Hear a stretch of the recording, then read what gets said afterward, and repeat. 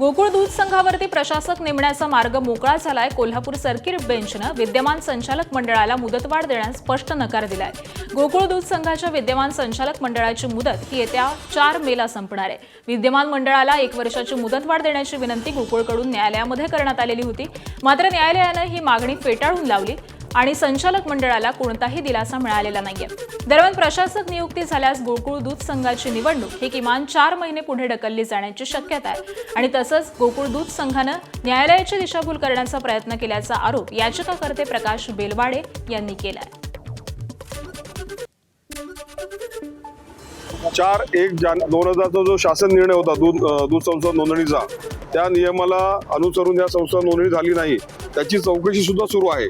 त्यामुळे 2021 नंतर झालेल्या ज्या संस्था नोंदणी आहेत चौकशी सुरू बाकी आहे, त्याची SIT सुरू आहे, ही हिअरिंग आहे। त्यामुळे हा किमान 4 महिने तर नक्की या निवडणुका पुढे गेलेला आहे, त्यामध्ये काही शंका नाही।